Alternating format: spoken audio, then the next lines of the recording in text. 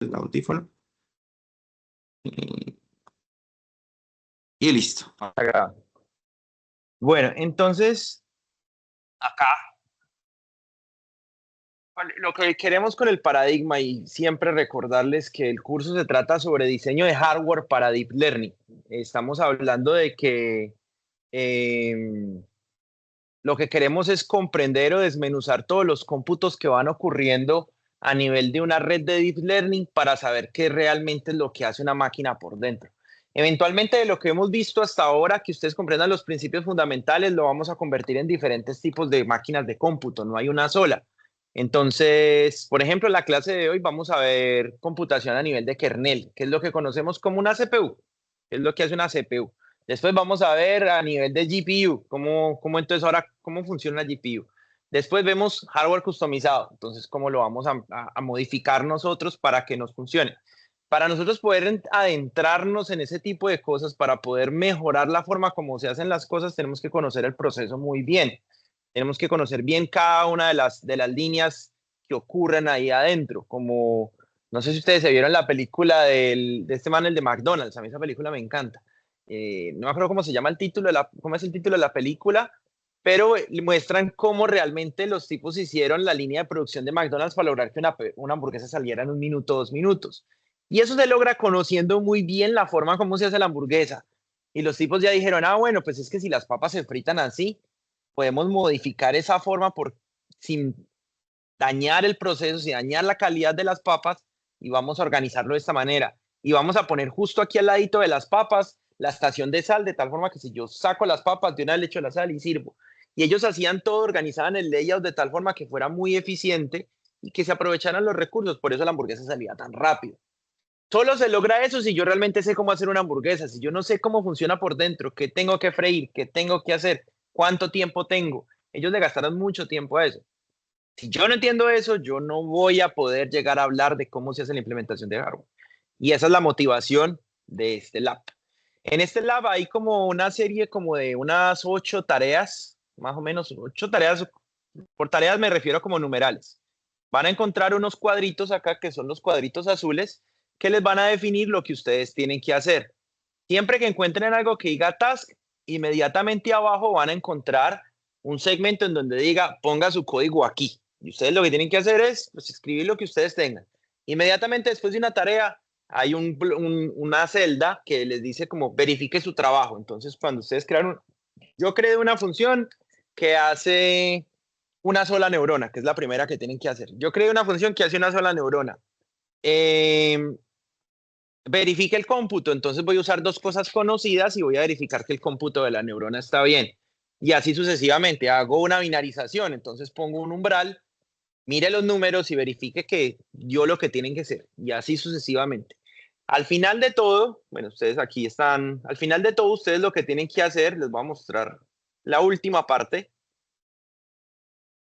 Tienen que hacer ya una inferencia completa de comparar el target con los labels que lo ven acá a la izquierda, que ya les voy a explicar qué es. ¿De qué trata la tarea entonces en sí? Nosotros vamos a crear un dataset de 60 imágenes binarias de cuadrados y triángulos. ¿Sí? La primera celda lo que hace es que crea 30 cuadrados, 30 triángulos, en posiciones aleatorias. Cada uno va a tener un dataset diferente. ¿Sí? Y cada vez que ustedes corran esto, corren un dataset diferente. ¿Sí? Entonces, son imágenes de 32 por 32 píxeles a blanco y negro. Traté de no complicarles mucho la jugada porque la idea aquí es que no vamos a usar PyTorch, TensorFlow, ninguna cosa, sino puramente nosotros a pedal, a mano, ir haciendo la red neuronal. Incluso nosotros mismos le vamos a ir poniendo los pesos y vamos a ir viendo lo que va pasando. Entonces, lo primero que hace uno es ver uno las figuritas y le ponemos como los labels. Creamos las imágenes básicas y vean que entonces esto es un triangulito de 15 por 15 píxeles. Y ese triángulo de 15 por 15, pues las imágenes es como ponerlo en posiciones aleatorias dentro de la pantalla. Con esto que está aquí, esta imagen básicamente se hace para que ustedes puedan sacar la matriz o el filtro de pesos. ¿Sí? Entonces, vamos a trabajar para el ejemplo. Ustedes después pueden jugar con él como quieran. pero vamos a trabajar con filtros de 5x5, de una sola capa, porque estamos trabajando como a blanco y negro. Entonces, en una sola capa tenemos un filtro de 5x5. Si nosotros, por ejemplo, vamos a detectar el cuadrado, a ver, yo cómo le hago, no le puedo hacer control menos. Si nosotros vamos a detectar el cuadradito, ¿qué necesitamos nosotros? Necesitamos usar un filtro para cada una de las 4 esquinas y pues un filtro para cada uno de los lados, ¿sí? Hacerlo como fácil. Entonces necesitarían un total de 8 filtros. Y entonces crean el banco de los 8 filtros del cuadrado. Luego necesitamos diferenciar entre el cuadrado y el triángulo. Entonces también necesitamos crear los filtros del triángulo. Entonces un filtro por cada esquina y un filtro por cada lado. Entonces tendríamos 6 filtros. Pero por ejemplo vean que el filtro de la parte de abajo del triángulo puede ser perfectamente el filtro de la parte de abajo del cuadrado, ¿no? Pues comparten lo mismo. Entonces, eso termina dándonos un total de 13 filtros, ¿sí? 8 y 6, 14, pero como estamos reusando uno, tendríamos 13 filtros. Entonces, ustedes crean los filtros. Una vez crean los filtros, tienen que crear, aquí van yendo paso a paso, crean la neurona convolucional, sencilla, con lo mismo de los slides, con las mismas fórmulas, pero una neurona que solamente me calcule un píxel. Voy a hacer un producto punto entre la matriz de pesos con el input picture map y al final obtener un píxel. Después de eso, lo que hago es otra función que se encarga, bueno, y voy validando los resultados, luego creo los filtros, creo los 13 filtros que necesito y ahora voy a mirar, por ejemplo, vean los filtros aquí, vean los unos y los ceros como se van viendo, los unos y los ceros, como los va colocando. Hay muchas cosas que ya están hechas, yo ya hice ese código, entonces lo usan ustedes simplemente para reutilizarlo. No tienen que reescribir lo que está, solamente tienen que modificar los sectores donde dice coloque su código aquí. Si no, pues probablemente lo dañan o alguna cosa así parecida. Cuando hacen las convoluciones, ya aquí ya hacen como el barrido por capa.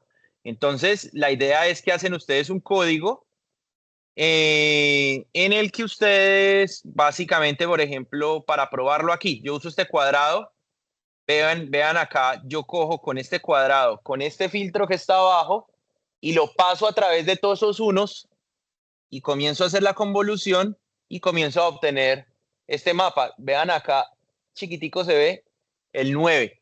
Ese filtro es para hacer la esquina inferior izquierda.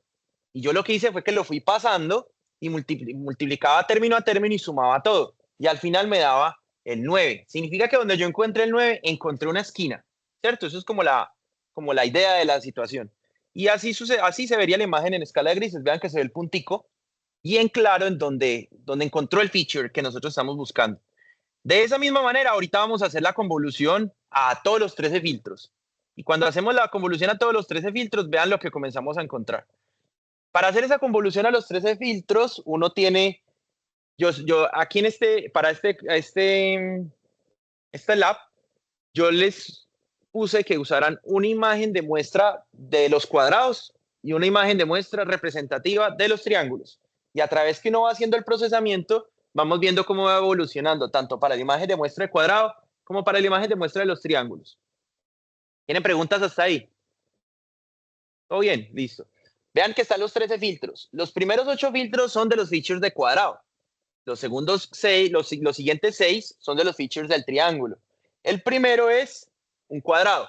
Y noten que los primeros 8, vean que se ven bien claras las figuras, ¿sí? Están más definidas. Y vean que aquí se ve como raro, se ve más gris, más borroso. Y vean que abajo pasa lo mismo. En el triángulo se ven los blancos muy claros. Entonces, una vez ya uno va teniendo eso, ya no voy a entrar en todas las tareas pues, que tengan que hacer, binarizan, por ejemplo, y vean que se va notando mucho más. Vean que para el cuadrado se va viendo, los primeros 8 se van viendo más definidos, ya sabemos que, vean que para el triángulo ya queda como en cero, prácticamente. Y obviamente como comparten el feature de abajo, pues por eso se repite arriba y abajo, ¿no? Pues da lo mismo. Para el triángulo, vean lo que aquí se van viendo ya estos punticos que me van definiendo un triángulo. Voy llevándolo paso por paso. Luego ya tengo una imagen muy grande y le hago pooling. Para yo hacerle pooling, pues lo que hago es que hago un filtro, lo que les sugerí yo ahí que hicieran un filtro de 7x7 de máximo de pooling para sacar el píxel más significativo de ahí, con valor máximo. Y así ya les queda la imagen simplemente de 4x4 píxeles. Cuando les queda ya de 4 por 4 píxeles, ya vean que ahí sí se va notando un montón que esto es un cuadrado y que esto es un triángulo. Ya está más denso aquí y allá está menos denso. Como tienen 8 capas por forma, pues hay que aplicar un filtro de 1 por 1, que era lo que habíamos hablado. Vamos a aplicar un filtro por 1 que llegue de profundidad de 8 y un filtro de 1 por 1 que llegue de profundidad 6 y los vamos a pegar. Al yo aplicar un filtro de ese estilo, vamos a ver qué más. Vean, por ejemplo, para el cuadrado. Para el cuadrado cogí y sumé los primeros 8. Vean que sumé los primeros 8 acá. Y vean que ya voy viendo unos números más grandes y vean que para el triángulo, o sea, para la muestra del cuadrado, el set que corresponde a detectar cuadrado me dio más grande que el set que corresponde al triángulo. Y si yo voy para la muestra del triángulo, el set que corresponde al cuadrado, vean lo pequeño que da y el set que corresponde al triángulo da más grande. Entonces ya comenzamos a tenerlo y finalmente hacemos una capa full connected. Hacemos una capa full connected en la cual ya nosotros sumamos todos los elementos, cuadrado y triángulo. Para el cuadrado, la suma de todos los píxeles dio 20, para el triángulo, la suma de todos los píxeles activos dio 9. ¿Sí? Vean que da aquí más grande. Ahora, finalmente creo la clasificación, que ya es pasar por un umbral. Entonces yo tengo unos umbrales en los cuales, ya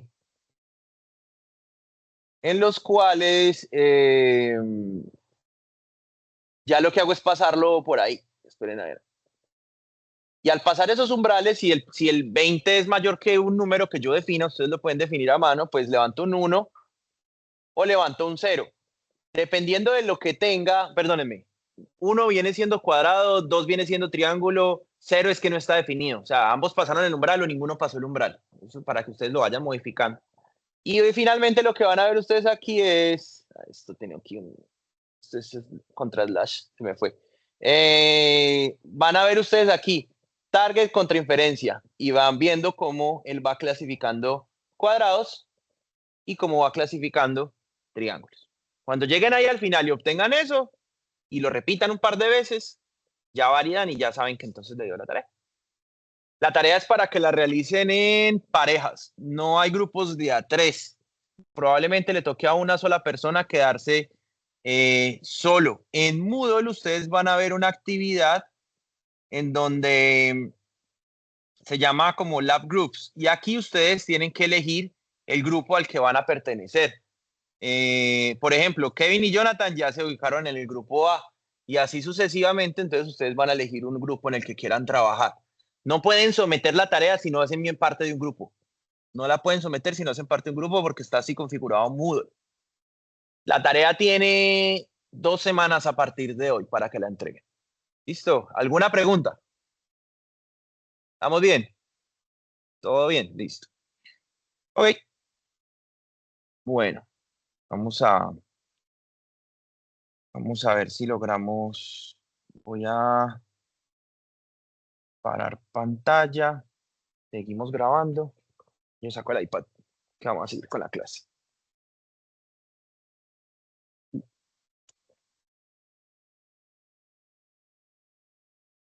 Lo último que me queda por mencionarles es que en el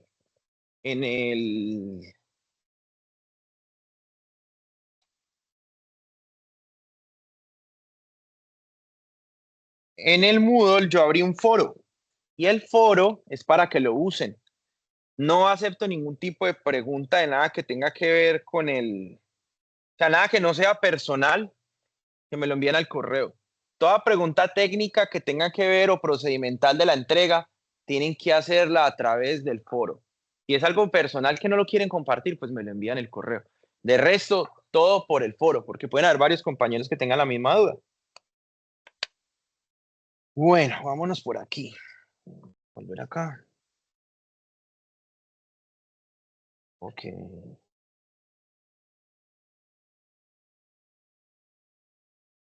Lecture 4 mod.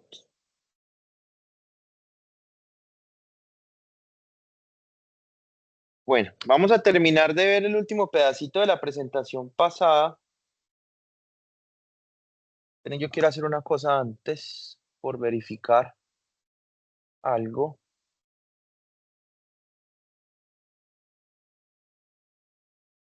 Estamos a 3. Quiero ver las ausencias. Me va a tocar que poner entonces somos 15 personas, 1, 2, 3, 4, y 3, 7, y 6, 13. Hay 2 personas que están faltando a clase, y todos pusieron asistencia. Entonces me va a tocar que poner el QR aquí.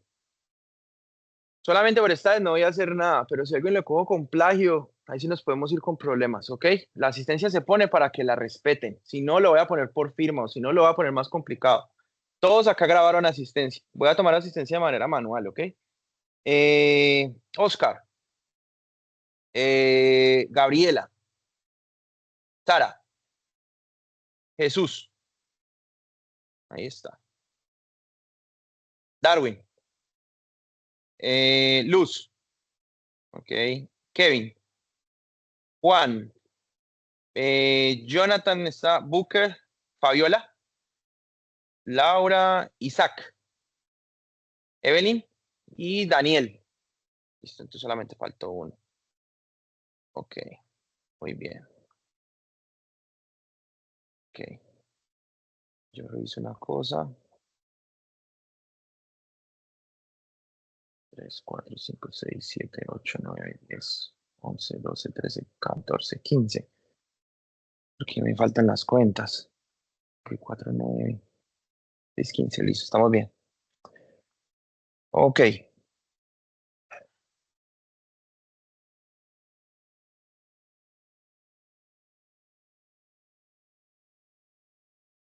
Vamos a create. Ok.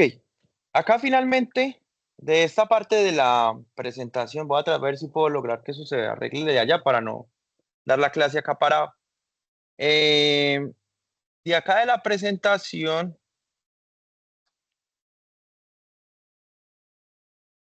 o sea, acá. De acá de la presentación, nosotros vimos, esto es rápido. De acá de la presentación, lo que nosotros vimos fue inferencia. Todo lo que llevamos viendo ahorita es inferencia. Toda la revisión de literatura que se hizo es inferencia.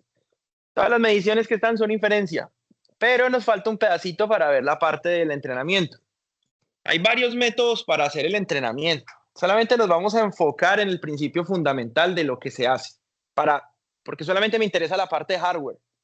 Solamente me interesa la parte de hardware que está aquí. Entonces, yo quiero ver qué procesos iterativos o qué espacios de memoria yo puedo llegar a necesitar. Nosotros podemos hacer adiestramiento supervisado, sin supervisar, semisupervisado o reinforcement. Aquí hoy vamos a ver básicamente supervisado. La parte de sin supervisión sí es un algoritmo mucho más complejo que se llama clustering. Pero matemáticamente vamos a ver principalmente la parte de supervisado.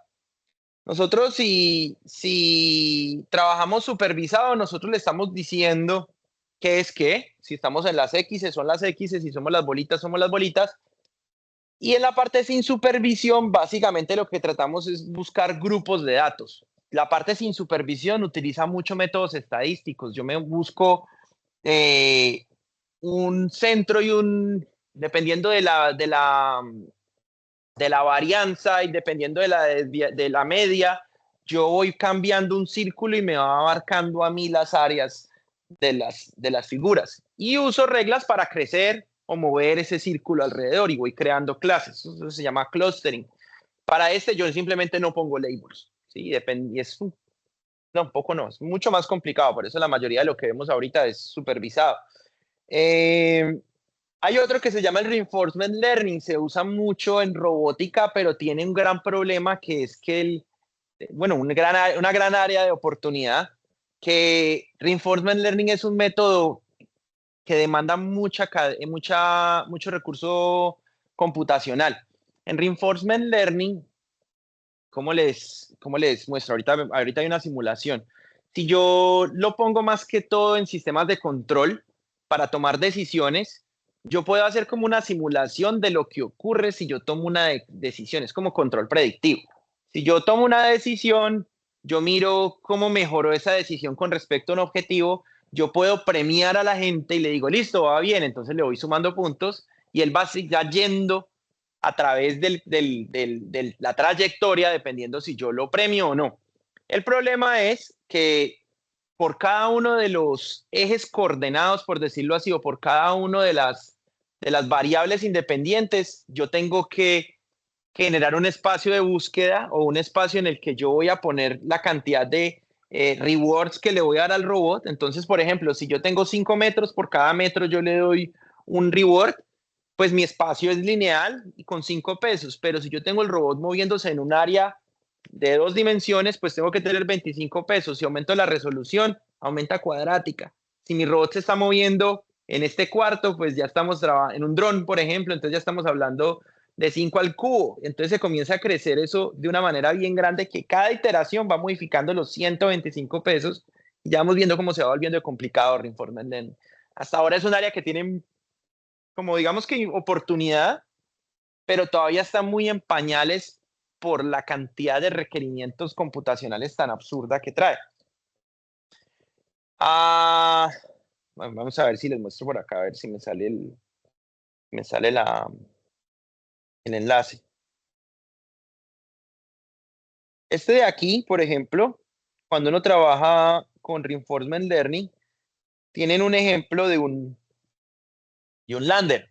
Entonces, ¿qué es lo que tienen que hacer ahí? Por ejemplo, tienen como un módulo lunar y tiene 2 jetpacks, uno en cada ladito. Si prenden el del lado, pues él comienza a rotar. Si prenden el de izquierda, el de la derecha comienza a rotar, el de la izquierda comienza a rotar. Si prenden los dos, va generando impulso en la misma dirección. Entonces, básicamente lo que se entrena a él es que arrancando arriba queremos apuntar que esté dentro de las 2 banderitas. Eso es lo que se trata de hacer. El problema es, yo elijo primero una trayectoria, yo elijo, bueno, siempre prenda el de la derecha, que es lo peor que puedo hacer. Entonces, el claro, se va y cae. Dependiendo de esa trayectoria que siguió en esa simulación, yo vuelvo y le calculo otra vez como los rewards. Entonces le digo, ya no, ya en este pixel, ya no haga esto, con este estado ya no haga esto, entonces comienzo a modificarlo. Si ya me estoy acercando mucho por derecha, entonces prenda el otro. Por cada uno del espacio que está ahí, tengo que tener un reward y tengo que tener una serie de decisiones y tengo que analizar las variables de estado como están. Por eso es tan demandante. Realmente entrenar esto es bien demorado. Yo me acuerdo que lo cogí yo cuando estaba en el curso que les digo de Andrew Ng y realmente tarda bastante poder entrenar este simple problema que está en 2D. Por eso se usa mucho como en juegos de mesa y cosas así que son espacios discretos, pero cuando hablamos de espacios continuos se vuelve bastante complicado reinforcement learning. Eh, vamos a minimizar esto por acá. Por lo general, el adiestramiento requiere que utilicemos, bueno, eso no es misterio para nadie, que utilicemos datasets muy grandes, tengamos muchos datos para, para alimentar el adiestramiento. A la vez pasada hablamos sobre la escala logarítmica, que logarítmicamente pues vamos aumentando, digamos, con cada década comenzamos a aumentar al final un 1% cuando ya la asíntota se comienza a marcar, entonces realmente requiere mucho. Mientras que la inferencia simplemente es una de esas iteraciones. ¿Sí? Yo pruebo todos, hago una época, pruebo todos y modifico, pruebo todos y voy modificando, pruebo todos. Aquí solamente es hacer una, propago para el frente. Y nosotros entonces lo que más utilizamos, o de lo que más vamos a hablar precisamente en esta presentación, es sobre el algoritmo del gradient descent. El gradient descent lo que hace es que me va calculando, si tenemos una función L que está con base en W y yo tengo una función L que demuestre tener concavidad, significa que por lo menos local, que localmente abra hacia arriba, el objetivo es lograr el mínimo. ¿Sí? La función tiene que ser suave, eso tiene un montón de cosas que tienen que ver ahí. Menciono lo de la suavidad porque el gradient descent para ReLU cambia un poquito, hay que tener otro tipo de consideraciones. Porque dependen del paso que estén usando en el reloj. Cuando lo que van a hacer ustedes ahí es buscar el mínimo, dependiendo de la pendiente que tenga el gradiente. Si ustedes ven que están, por ejemplo, acá en W, ven que el gradiente es negativo, pues básicamente lo que tienen que hacer es aumentar W, ¿no? Si están viendo que la pendiente es negativa, pues aumentan W y se van a acercar más al mínimo. Aumentan W y se van a acercar al mínimo. Aumentan W y se acercan. Si se pasan para este lado, la pendiente se vuelve positiva, entonces tienen que disminuir W. Por eso el signo negativo que está ahí. Para eso tienen alfa también, que eso es parámetro del diseñador, que es learning rate, la tasa en la que están haciendo el aprendizaje. Y se multiplica por el gradiente de la función de costo con respecto al peso IJ. Entonces, ahí es donde se complica un poquito la situación, ahí es donde se vuelve complejo el cálculo, porque tenemos el peso actual menos un learning rate multiplicado por el gradiente de la función de costo con respecto al peso que cambió. La función de costo, se los vuelvo a mencionar, tiene que ser cuadrática por lo general, pero tiene que ser localmente cóncava hacia arriba. Normalmente se usa el mean square error, esa es la que más se trabaja, que es como y menos y target al cuadrado multiplicado por un medio. ¿Sí? Se multiplica por un medio porque al calcular la derivada, pues ese 2 se cancela con el 2 y nos hace más fácil el cómputo. Pero entonces el problema es que la derivada que nos están pidiendo aquí es una derivada parcial con respecto a los pesos.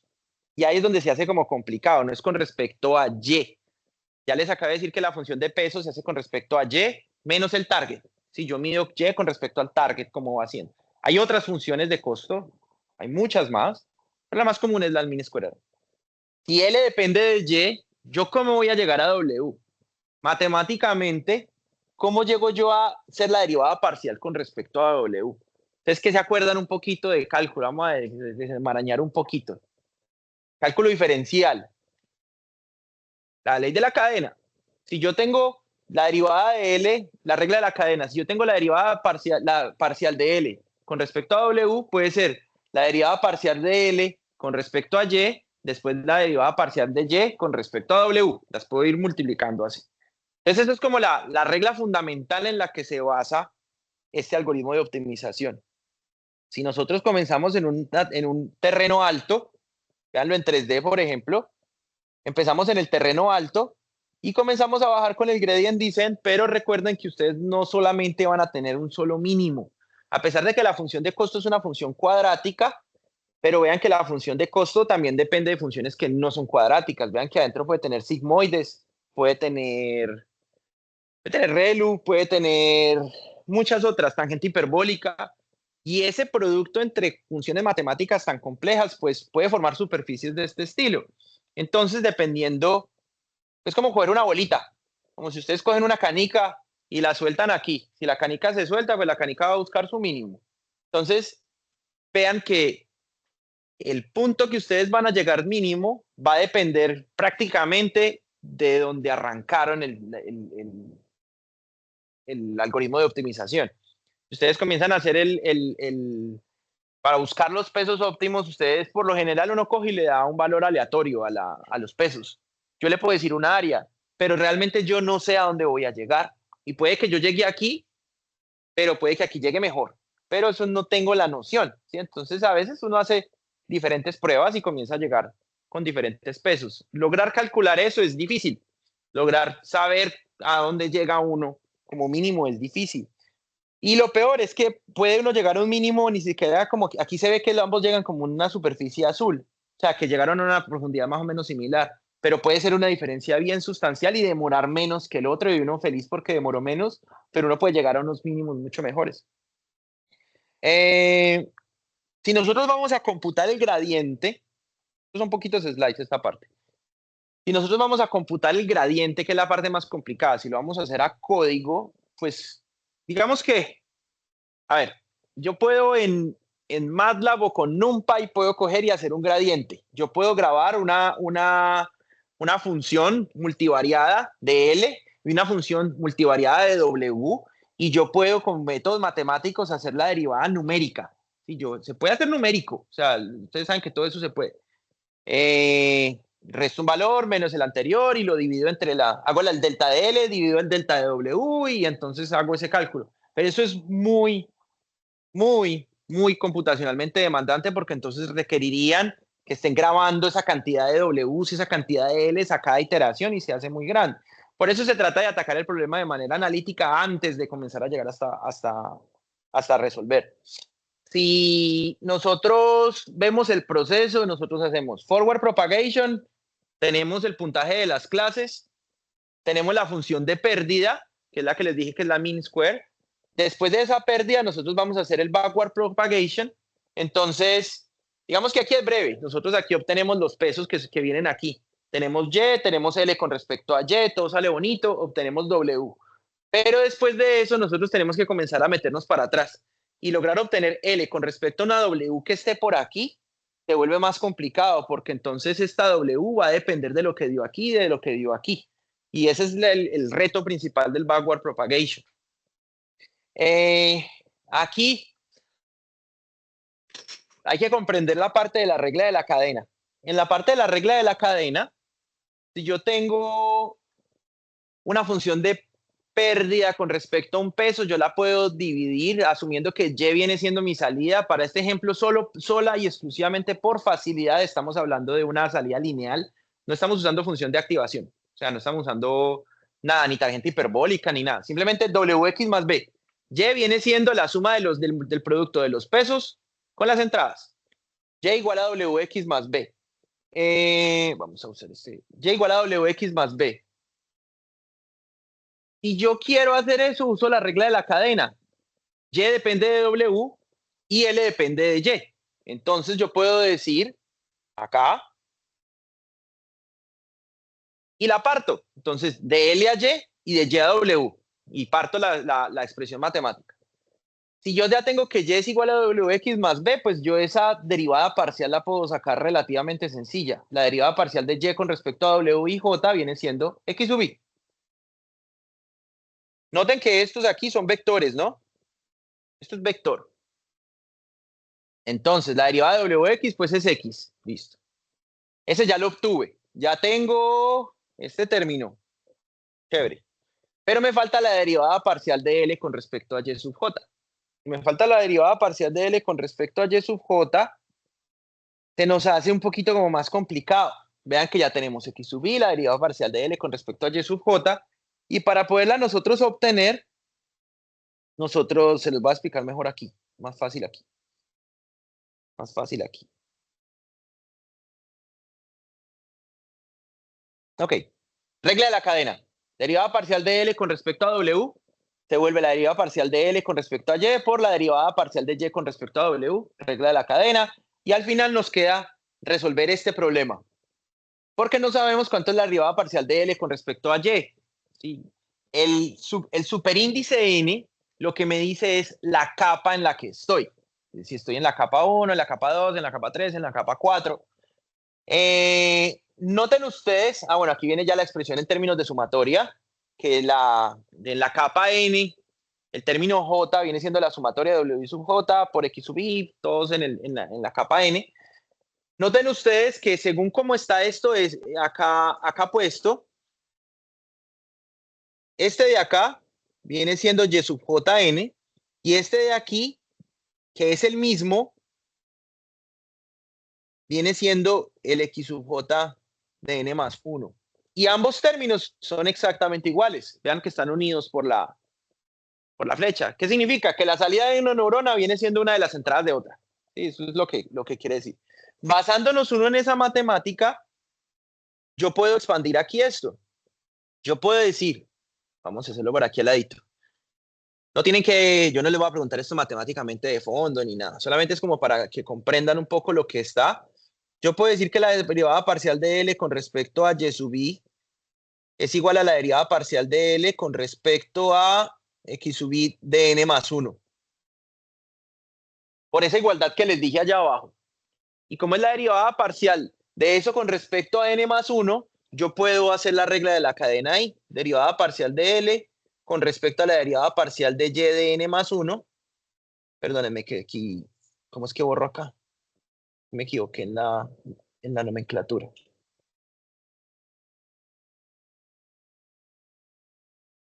Pues sí, borra.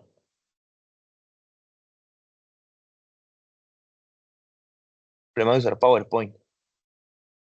Ahí me perdonarán. Y sub j de n más 1 por la derivada parcial de y de n más 1 sub j sobre la derivada parcial de x sub j de n más 1. Este término que está aquí, véanlo acá. Este término que está aquí, véanlo ahí. Nos falta el término de la sumatoria para que lo comprendan. Y el término de la sumatoria se vuelve la derivada parcial de y de j de n más 1, pero este término viene siendo lo mismo que decir la derivada parcial de y de j de n más 1 sobre la derivada parcial de y de j de n. Y si yo este lo descompongo y lo evalúo, se me va a volver como, tengo x sub 1 por w1, x sub 2 por w2, pero como x sub de n más 1 es igual a y de n, y le calculo la derivada parcial, me termina dando la sumatoria que tengo allá arriba. Lo puedo hacer, pero pues vamos a tardar ahí un rato para que, y tampoco va a ser como tan pedagógico. El punto mío es que esta derivada que está aquí viene siendo esta sumatoria que tenemos acá. Entonces, ahí nos toca que pensar, ¿por qué está esa fórmula? ¿Qué hace esa fórmula? Lo que quiero decir es, si yo tengo mi salida de esta neurona, ya obtuve los pesos, ya funcionaron los pesos de aquí y ahora voy a calcular los pesos de esta parte.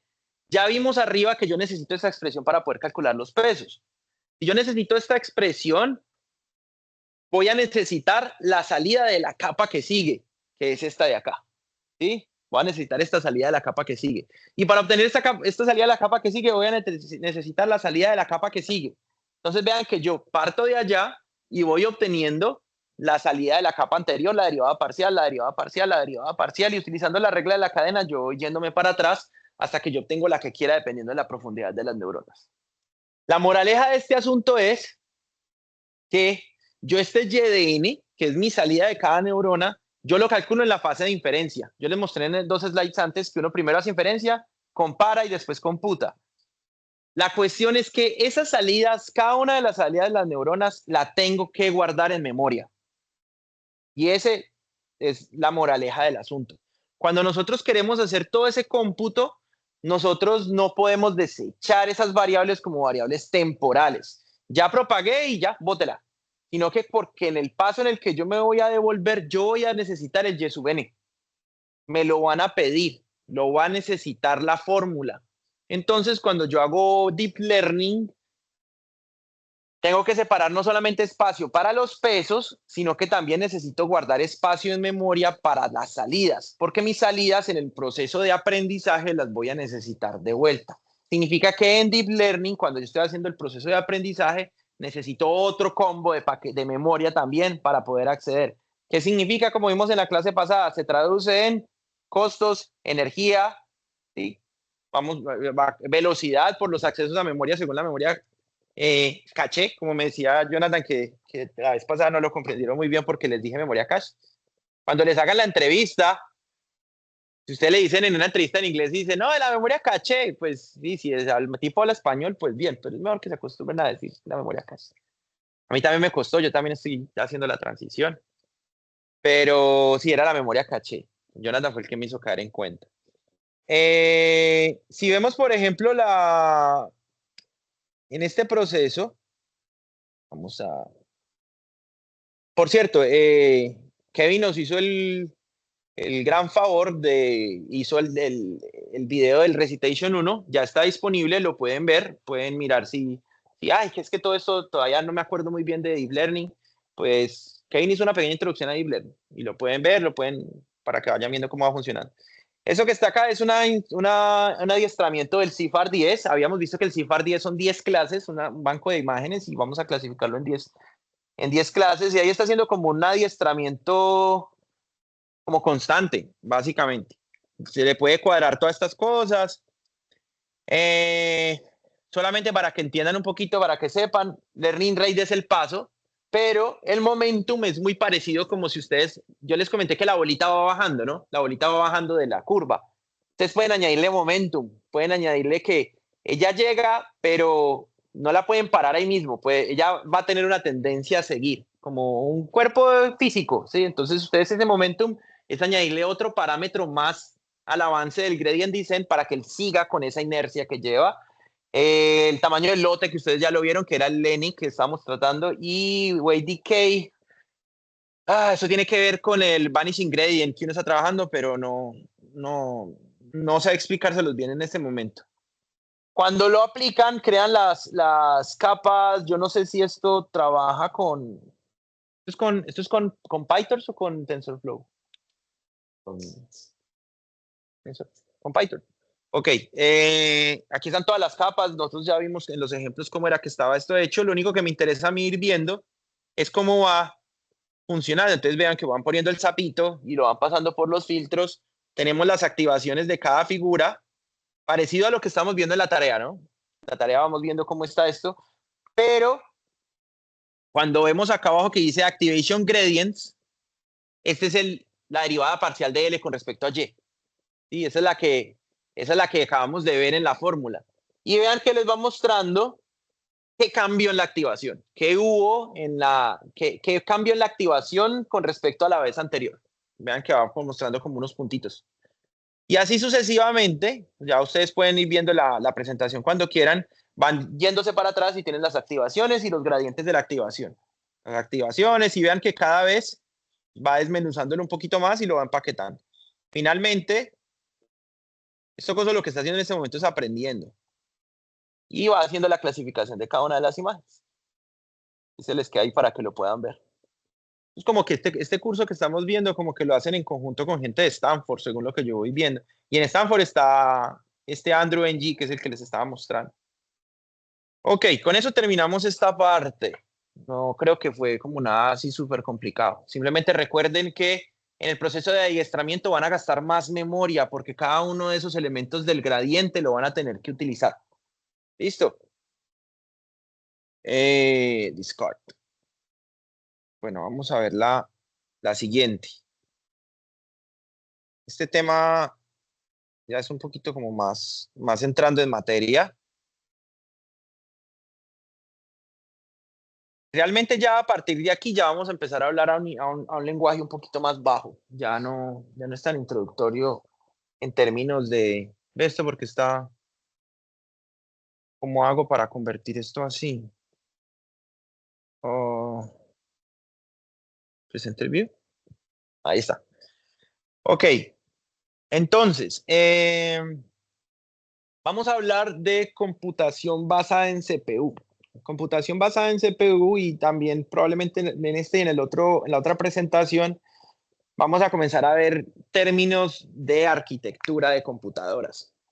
Jonathan también nos ha hecho el favor grande de hacer un pequeño recuerdo de conceptos de arquitectura. Hizo 2 videos en los cuales explica un crash course, porque eso es un curso completo, pero explica cómo funciona la arquitectura de una computadora. Si en algún momento ustedes se van sintiendo perdidos, les recomiendo que vayan y vean los videos. Yo creo que entre hoy y mañana lo estamos subiendo, ¿cierto, John?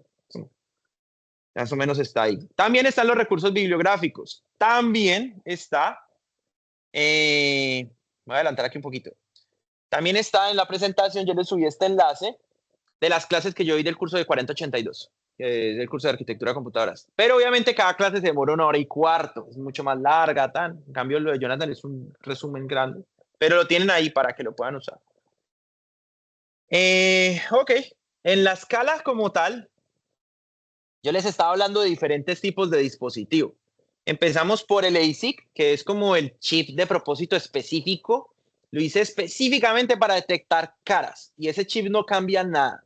SIGRA no sé qué es, realmente no sé eso qué es, pero es un punto intermedio. La FPGA es un dispositivo que ya lo puedo cambiar. Tengo los ladrillos, como decir, los ladrillos fundamentales que les comenté la vez pasada, pero los puedo reconfigurar, pero en términos de hardware, en términos de transistores, en términos de memorias. Yo puedo hacer un hardware reconfigurable con la FPGA y ya lo he mencionado muchas veces. La GPU, la arquitectura de la GPU ya está definida. Esa ya fue. La arquitectura esa ya, los buses de direcciones, los buses de datos, toda la memoria, la memoria caché, ya está definida, ya todo está hecho bien, ya no lo podemos cambiar, no podemos recablear nada. En la FPGA sí, en la FPGA yo puedo recablear todo. Puedo crear GPUs con una FPGA, puedo crear CPUs con una FPGA, puedo crear lo que sea. La FPGA es como si fueran ladrillos de Lego. ¿Sí? Y es como si yo hiciera una moto con ladrillos de Lego. ¿Sí? Yo la puedo cambiar a volverse un carro, la puedo cambiar a volverse un avión. Puede hacer lo que sea que uno quiera, pero no con la misma eficiencia o el mismo desempeño que tendría si yo lo hago, si hago la moto como tal en los materiales que son. ¿Sí? En ese caso, por ejemplo, la GPU es de propósito específico. Y ya a más alto nivel está la CPU. Vean que la CPU les sirve a ustedes para jugar, para hacer Word, para hacer Paint, para escribir correos, para lo que quieran. Sirve para muchas cosas, pero como sirve para todo, pues no es como muy buena para cosas específicas. Esa es como la lección principal. Como uno cuando va en Home Depot y compra una herramienta que sirve para todo, pues a veces no funciona bien para ciertas cositas específicas que ustedes quisieran. Por ejemplo, un error grande que yo cometía cuando tenía las herramientas del carro era que tenía esa llave ajustable, la inglesa. Y entonces yo con las llaves del carro yo le hacía con esa inglesa. Claro, al cabo del momentico los tornillos estaban todos destrozados, porque eso baila mucho. Y entonces le hacía y rompía los tornillos. Para el carro hay que tener el juego de llaves medido como es para no las dañar cuando están ahí. Entonces ya uno va yendo a ese propósito, a ese nivel de especificidad. Más programable para la izquierda, más eficiente para la derecha. Sí, eso es obvio. Sí, se cae de la mata, pues. El SIGRA dice Quartz Grain Reconfigurable Array. No sé qué es eso. Ok. Nosotros vamos a ver en esta presentación, vamos a ver la arquitectura básica de la CPU. No tengo inconveniente en explicárselos. Y vamos a ver cómo se mapea un algoritmo de deep learning en un programa de CPU. Pero aquí no vamos a trabajar tan a fondo C. Casi que vamos a hablar de assembly. Vamos a ver cómo funciona a nivel de assembly la situación. Vamos a hablar optimizaciones del compilador, optimizaciones en el hardware y definir los factores que afectan el desempeño.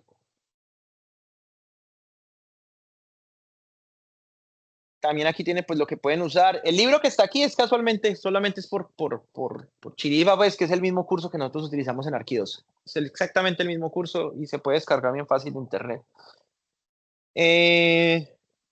Ok, este sí es un modelo súper básico de lo que es una CPU.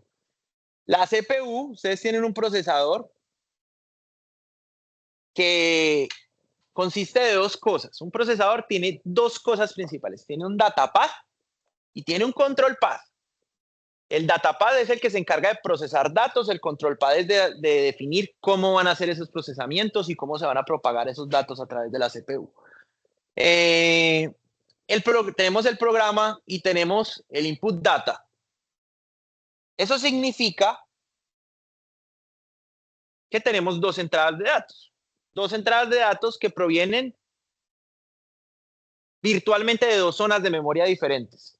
Y no quiere decir específicamente que tengan que ser dos discos duros diferentes o dos hard drives o dos solid state drives diferentes para cada una de las flechitas.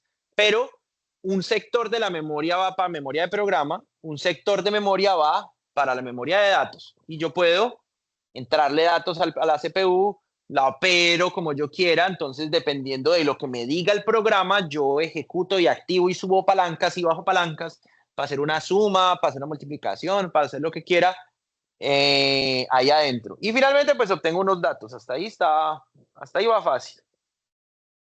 Cuando yo completo, entonces necesito ver qué factores me van a alterar a mí el desempeño.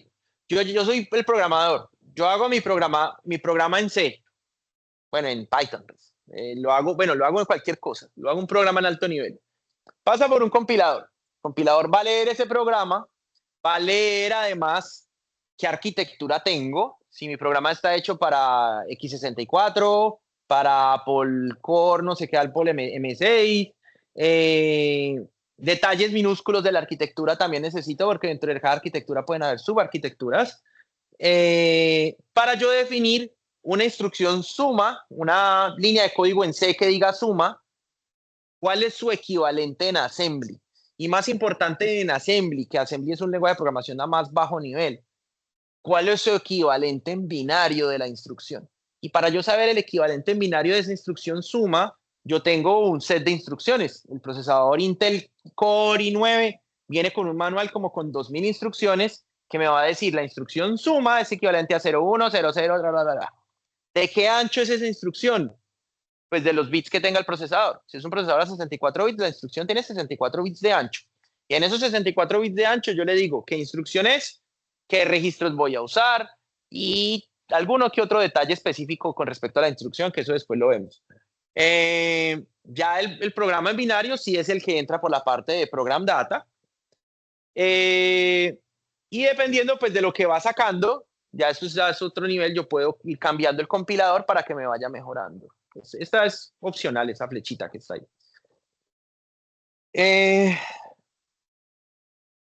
O sea, ok. Dentro de la arquitectura tenemos varias cosas.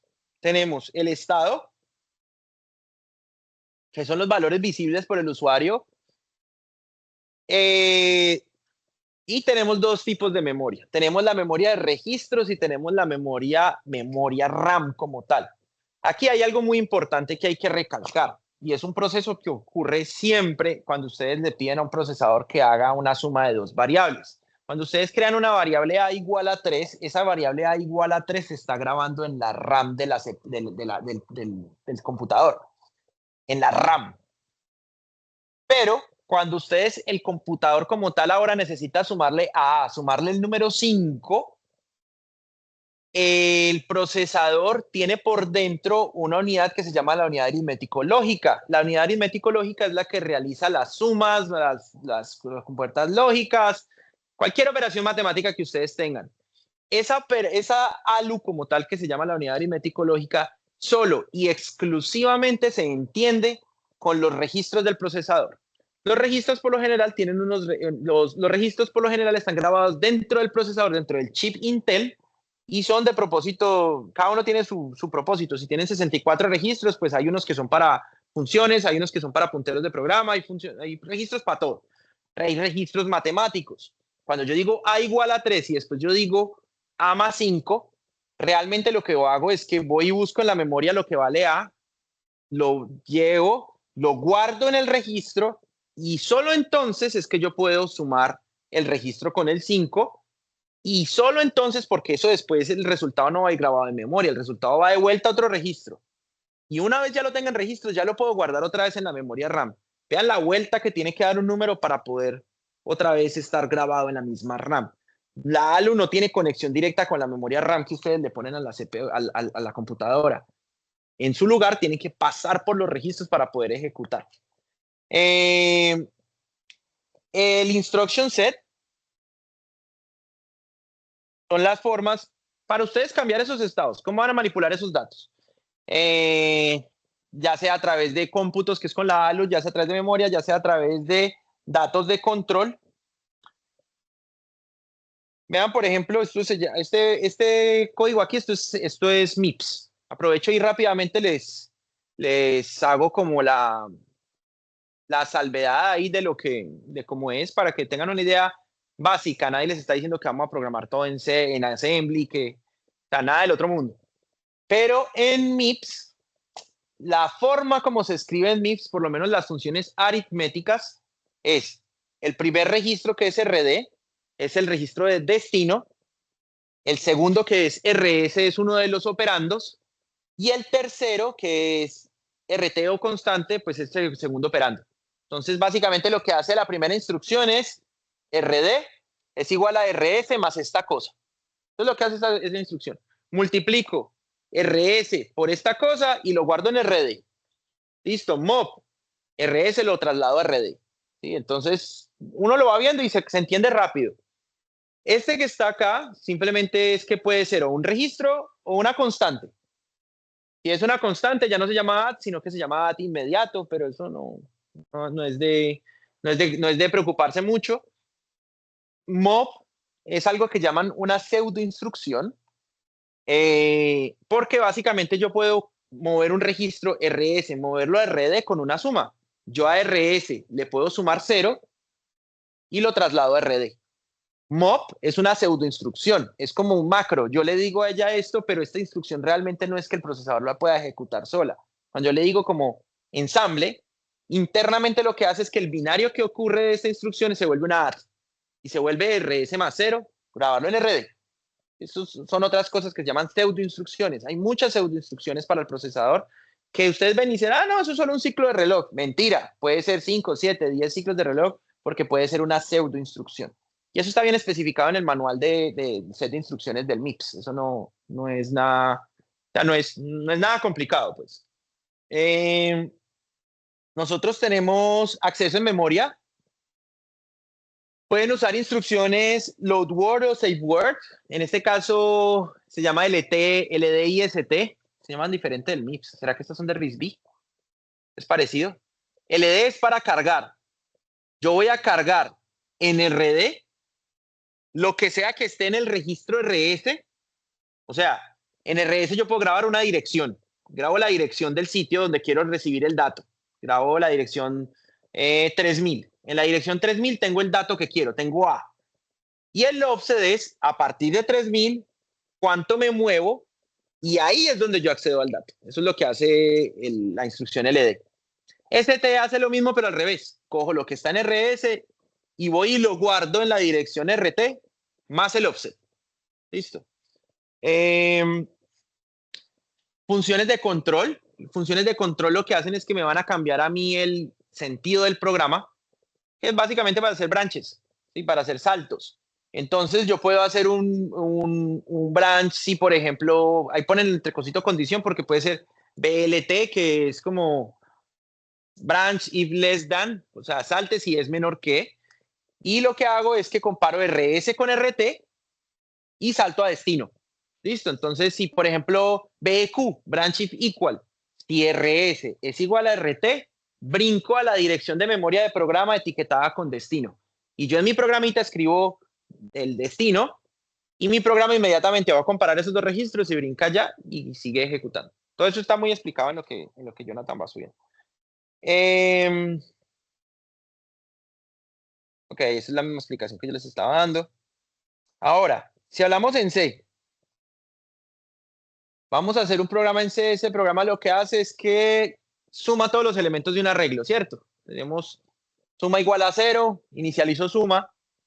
Para i igual a 0 y menor que 10 y más, entonces voy a cubrir todos los elementos desde i igual a 0 hasta 9 y los voy a ir acumulando y los voy a grabar en sum. A cada iteración, sum va a ir acumulándose.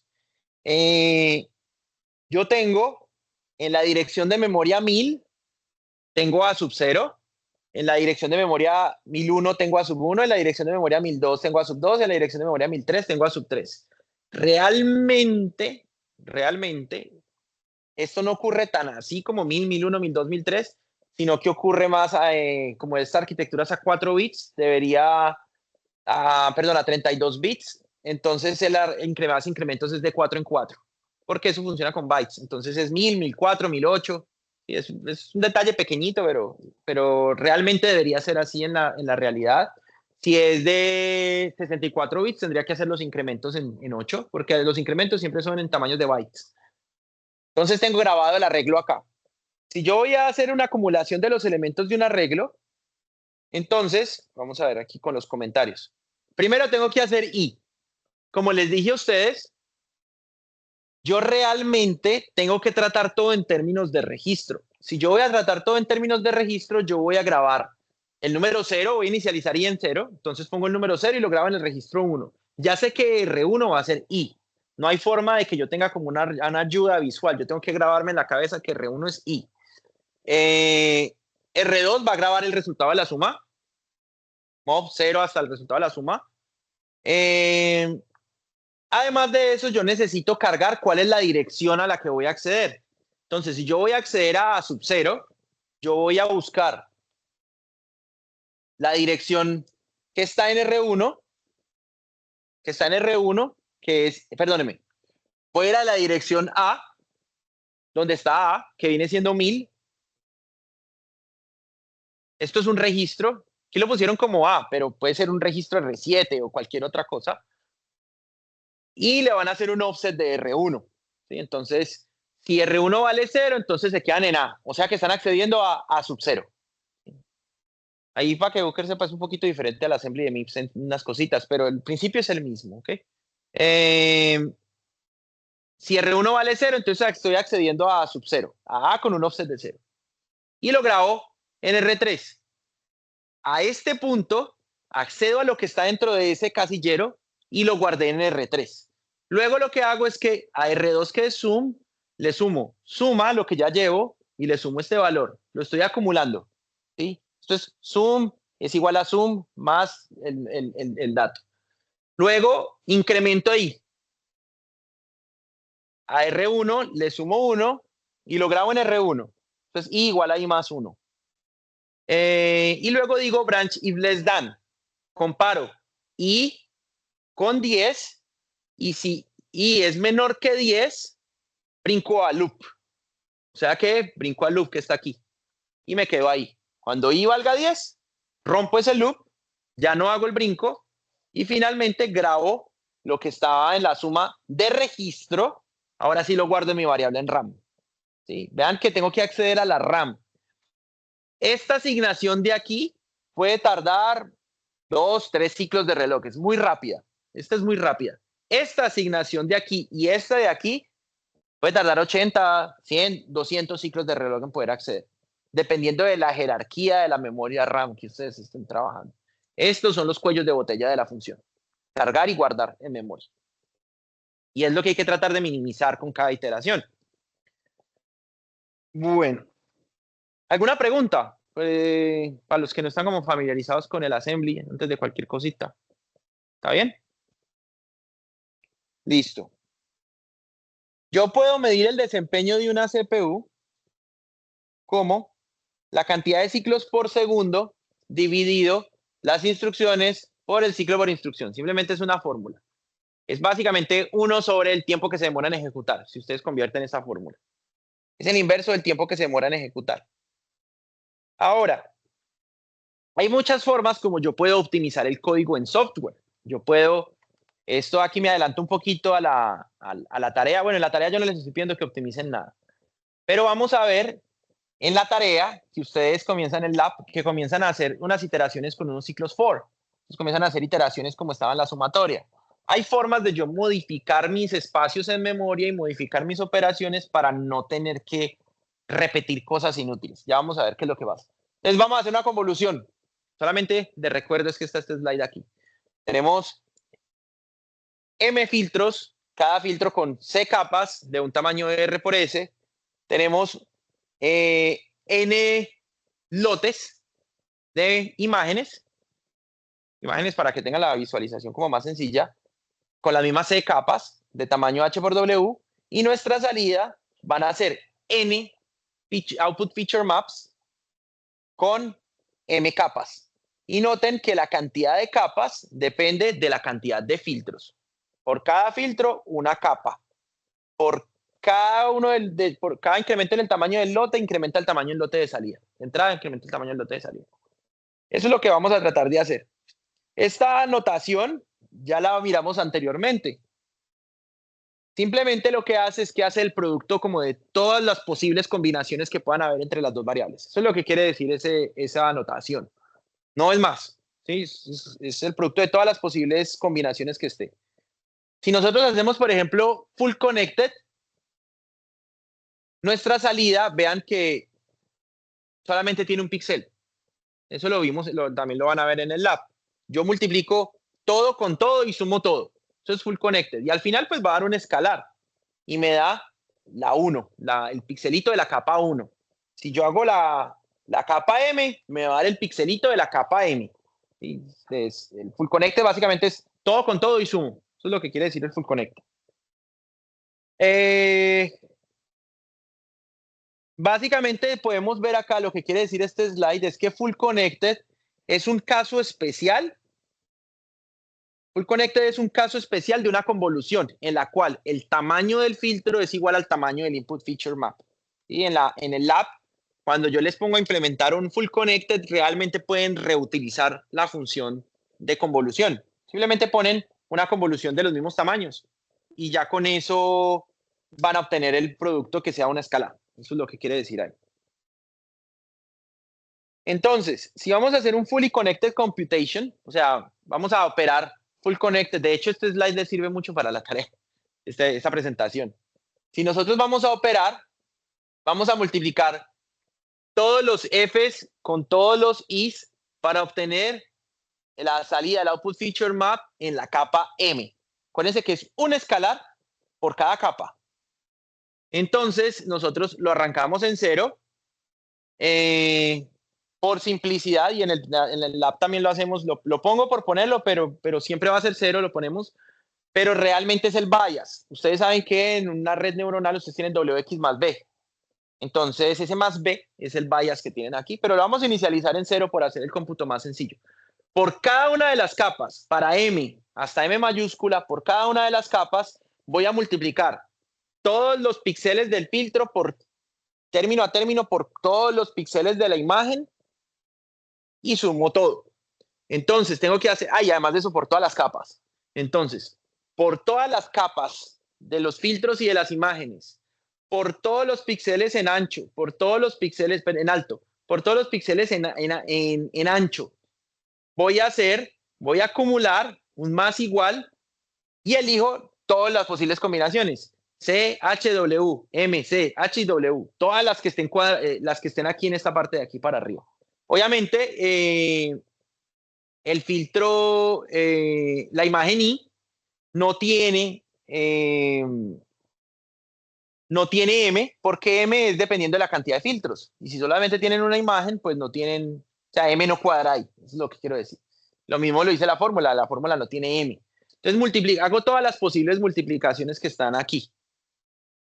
Entonces aquí antes de que, bueno, ya vamos a terminar, vamos a terminar en este slide. Aquí yo les hago una pregunta. Por cada iteración de este for, es una pregunta bien sencilla. ¿Qué variable está cambiando? Del primero, de este. ¿Qué variable está cambiando por cada iteración?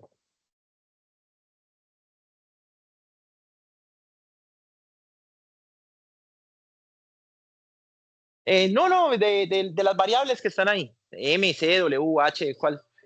Sí, W es la que está cambiando ahí, ¿cierto? Vean que C, H, M, C y M siguen constantes por cada iteración. Listo. Ahora, y esta vuelta está constante. Y ustedes ya recordaron por assembly la vez pasada del acceso de memoria, que si yo voy a acceder a sub 8, ¿qué tengo que hacer? Tengo que cargar A, sumarle 8 y ahí sí puedo acceder. Y a le tengo que sumar 8 cada vez que voy a acceder, imagínense, entonces ahí le tengo que sumar C, le tengo que sumar H, a F le tengo que sumar M, le tengo que sumar C y le tengo que sumar H. Y noten que es mucho más complicado, porque además tengo que multiplicar C por H, porque eso es como por lotes, por bloques que vamos a ver ahorita. El punto es que tienen que hacer estas operaciones matemáticas para poder acceder a esos índices con cada iteración si lo único que cambia es W. Entonces, no tienen necesidad. Esto es sumamente ineficiente. Ya lo notaron más o menos por qué. En assembly, esto se va a traducir en operaciones de multiplicación y suma por cada iteración y siempre me va a dar el mismo resultado. Entonces, ¿para qué yo quiero hacer eso? ¿Sí? En la próxima clase lo que vamos a ver es precisamente cómo vamos a optimizar esta línea de código para que nos corran menos ciclos de reloj. ¿Listo? Eso sería todo por hoy.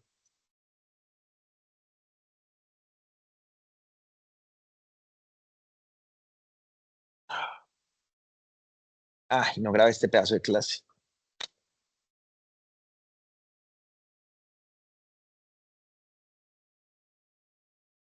El